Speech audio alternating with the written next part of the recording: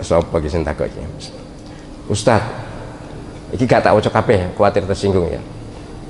Ustaz, setelah subuh kan ingin isyraq, tapi dari subuh sampai isyraq tuh hanya ngobrol. Enek warnanya gini? Ada enggak? Enggak, kalau di sini enggak ada. Di situ yang ada. Jadi setelah sholat subuh enggak keluar masjid, tidak bersin, tidak BAB, tidak ke kamar kecil, tapi ngobrol di masjid. Ngobrolnya mungkin jauh klesik-klesik, tapi ngobrol memang. Apa dapat pahala isyraq?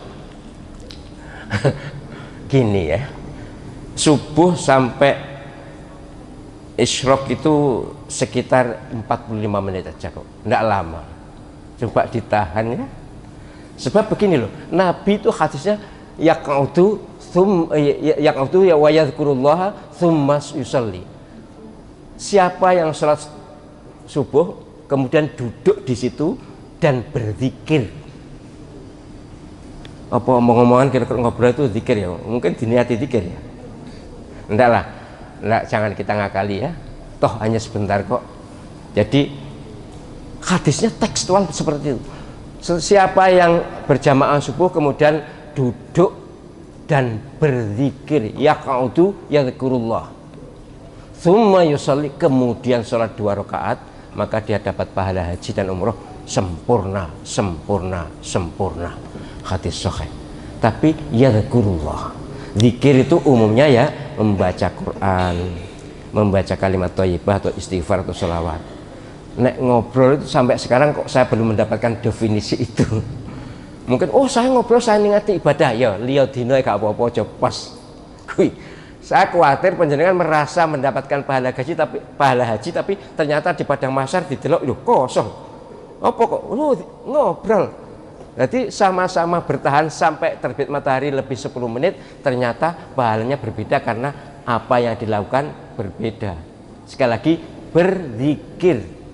Diam di masjid berzikir.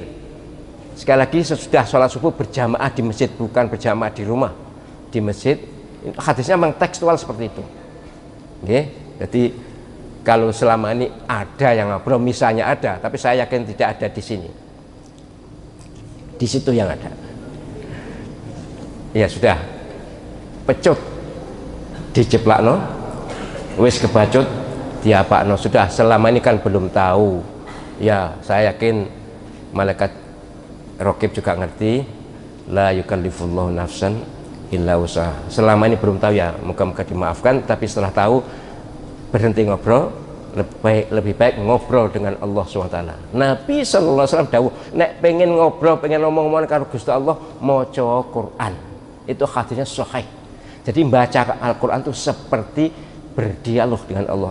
Apalagi kalau ada ya ayyuhalladzina amanu, lalu kita rasapi, kita yang dipanggil. Hai orang-orang yang beriman, ittaqullah misalnya, atau kutiba alaikumus syiyam dan sebagainya. Harus ada rasa gitu. Kalaupun tidak ada rasa, yang jelas penjenengan dalam suasana spiritual. Membaca Al-Quran itu faham tidak faham, termasuk kategori spiritual tingkat tinggi ya.